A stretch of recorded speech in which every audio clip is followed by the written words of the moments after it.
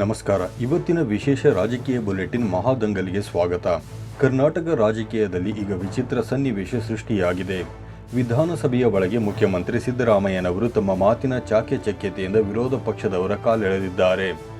ಆದರೆ ಈ ಹಾಸ್ಯದ ಮರೆಯಲ್ಲಿ ಒಂದು ಗಂಭೀರವಾದ ರಾಜಕೀಯ ಸಂದೇಶ ಅಡಗಿದೆಯೇ? ಸಿದ್ದರಾಮಯ್ಯನವರು ಮುಖ್ಯಮಂತ್ರಿ ಆಗಲು ಅರ್ಹರ ಪಟ್ಟಿಯನ್ನು ಓದಿದಾಗ ಅದರಲ್ಲಿ ಉಪಮುಖ್ಯಮಂತ್ರಿ ಡಿ.ಕೆ. ಶಿವಕುಮಾರ್ ಅವರ ಹೆಸರೇ ಇರಲಿಲ್ಲ. ಇದು ಕಾಕತಾಳೀಯವೋ ಅಥವಾ ಉದ್ದೇಶಪೂರ್ವಕವೋ? ಇವತ್ತಿನ ನಮ್ಮ ಈ ವಿಶೇಷ ವರದಿಯಲ್ಲಿ ಈ ಕುರಿತು ಸಮಗ್ರ ವಿಶ್ಲೇಷಣೆ ನಡೆಸಲಿದ್ದೇವೆ.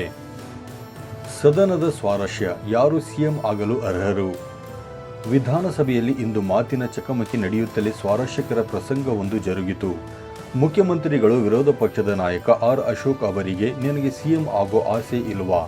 ಎಂದು ಕೇಳುವ ಮೂಲಕ ಗೇಲಿ ಮಾಡಿದರು.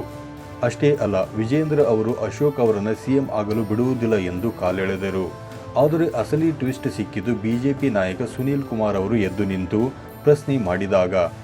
ಡಿ.ಕೆ. ಶಿವಕುಮಾರ್ ಸಿಎಂ ಆಗಲಿ ಅಂತ ಒಂದು ಸಲನೂ ಹೇಳಲಿಲ್ವಲ್ಲ ನೀವು ಎಂದು ಸುನೀಲ್ ಕುಮಾರ್ ನೇರವಾಗಿ ಪ್ರಶ್ನಿಸಿದರು. ಈ ವೇಳೆ ಸಿದ್ದರಾಮಯ್ಯನವರ ಬಾಯಲ್ಲಿ ಡಿ.ಕೆ.ಶಿ ಹೆಸರು ಬರಲೇ ಇಲ್ಲ. ಬದಲಿಗೆ ಅವರು ಎಂ.ಬಿ. ಪಾಟೀಲ್, ಮುನಿಯಪ್ಪ, ಶಿವಾನಂದ ಪಾಟೀಲ್, ಕೋನರೆಡ್ಡಿ ಮತ್ತು ಕೆ.ಎಚ್. ಮುನಿಯಪ್ಪ ಅವರಂತಹ ನಾಯಕರು ಮುಖ್ಯಮಂತ್ರಿಯಾಗಲು ಅರ್ಹರು ಎಂದರು.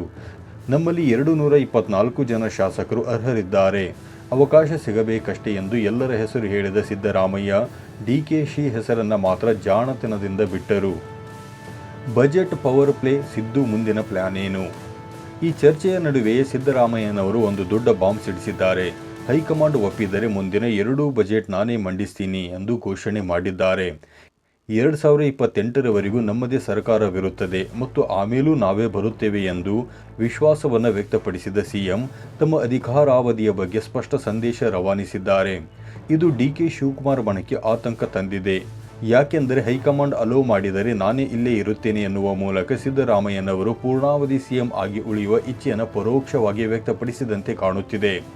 ಅವರ ಬಾಡಿ ಲ್ಯಾಂಗ್ವೇಜ್ ಗಮನಿಸಿದರೆ ಅವರು ಎಲ್ಲಿಯೂ ಶರಣಾಗುವ ಲಕ್ಷಣಗಳು ಕಾಣಿಸುತ್ತಿಲ್ಲ. ರಾಜಕೀಯ ಸಂಪ್ರದಾಯ ಮತ್ತು ಶೈಲಿ, ರಾಹುಕಾಲದ ಚರ್ಚೆ. ಇದೇ ವೇಳೆ ವೈಜ್ಞಾನಿಕ ಮನೋಭಾವದ ಬಗ್ಗೆ ಮಾತನಾಡುವ ಸಿದ್ದರಾಮಯ್ಯನವರು ರಾಹುಕಾಲ ನಂಬಿ ಬಜೆಟ್ ಮಂಡಿಸಿದರೆ ಎಂಬ ಕುತೂಹಲಕ್ಕೂ ಉತ್ತರ ಸಿಕ್ಕಿತು. ನನಗೆ ರಾಹುಕಾಲ, ಗುಳಿಗ ಕಾಲದ ಮೇಲೆ ನಂಬಿಕೆ ಇಲ್ಲ. ಹಿಂದೆ ನಂಬದೇ ಬಜೆಟ್ ಮಂಡಿಸಿದ್ದೇನೆ. ಆದರೆ ಈ ಬಾರಿ ಮನೆಯವರು ಮತ್ತು ಆಫೀಸರ್ಸ್ ಒತ್ತಾಯಕ್ಕೆ ಮಣಿದು ಸ್ವಲ್ಪ ಮುಂಚಿತವಾಗಿ ಮಂಡಿಸಿದೆ ಎಂದು ಒಪ್ಪಿಕೊಂಡರು.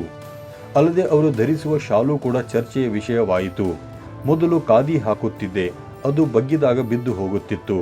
ಅದಕ್ಕೆ ಈಗ ಮೈಸೂರು ಸಿಲ್ಕ್ ಶಾಲು ಬಳಸುತ್ತಿದ್ದೇನೆ ಎಂದು ತಮ್ಮ ಸ್ಟೈಲ್ ಬದಲಾವಣೆಯ ಬಗ್ಗೆಯೂ ಲಘುವಾಗಿ ಮಾತನಾಡಿದರು. ಬಂಡಾಯದ ಬಿಸಿ, ದಾವಣಗೆರೆ ಮತ್ತು ಬಾಗಲಕೋಟೆ ಕಣ. ಒಂದು ಕಡೆ ಹೈಕಮಾಂಡ್ ಮಟ್ಟದಲ್ಲಿ ಸಿಎಂ ಕುರ್ಚಿಗಾಗಿ ಶೀತಲ ಸಮರ ನಡೆಯುತ್ತಿದ್ದರೆ ಇನ್ನೊಂದೆಡೆ ಉಪಚುನಾವಣೆಯ ಕಣದಲ್ಲಿ ಬಂಡಾಯದ ಕಿಚ್ಚು ಹತ್ತಿಕೊಂಡಿದೆ. ದಾವಣಗೆರೆ ದಕ್ಷಿಣದಲ್ಲಿ ಸಾದಿಕ್ ಪೈಲ್ವಾನ್ ಅವರು ಕಾಂಗ್ರೆಸ್ ಅಭ್ಯರ್ಥಿ ಸಮರ್ಥ ಮಲ್ಲಿಕಾರ್ಜುನ್ ವಿರುದ್ಧ ತೊಡೆತಟ್ಟಿದ್ದಾರೆ. ಮುಸ್ಲಿಂ ಮತಗಳ ವಿಭಜನೆ ಕಾಂಗ್ರೆಸ್ಗೆ ನುಂಗಲಾರದ ತುತ್ತಾಗಿದೆ. ಬಾಗಲಕೋಟೆಯಲ್ಲಿಯೂ ಗೋವಿಂದರಾಜ ಬಳ್ಳಾರಿ ಅವರ ಬಂಡಾಯ ಕಾಂಗ್ರೆಸ್ಗೆ ಸವಾಲಾಗಿದೆ. ಇತ್ತ ಬಿಜೆಪಿಯಲ್ಲಿ ಜಿಎಂ ಸಿದ್ದೇಶ್ವರ್ ಮತ್ತು ರೇಣುಕಾಚಾರ್ಯ ಒಂದಾಗಿ ಸಮರ್ಥ ಮಲ್ಲಿಕಾರ್ಜುನ್ ಅವರ ಕುಟುಂಬ ರಾಜಕಾರಣದ ವಿರುದ್ಧ ವಾಗ್ದಾಳಿ ನಡೆಸುತ್ತಿದ್ದಾರೆ. ಇದು ಕೇವಲ ಬೈ ಎಲೆಕ್ಷನ್ ಅಲ್ಲ, ಇದು ಮುಂದಿನ ರಾಜ್ಯ ರಾಜಕಾರಣದ ದಿಕ್ಸೂಚಿ ಎನ್ನಲಾಗುತ್ತಿದೆ. ಪೊಲಿಟಿಕಲ್ ಡಿಲೇಮಾ, ಹೈಕಮಾಂಡ್ ಅಗ್ನಿ ಪರೀಕ್ಷೆ. ಇಲ್ಲಿ ದೊಡ್ಡ ದ್ವಂದ್ವ ಇರುವುದು ಹೈಕಮಾಂಡ್ ಮುಂದೆ.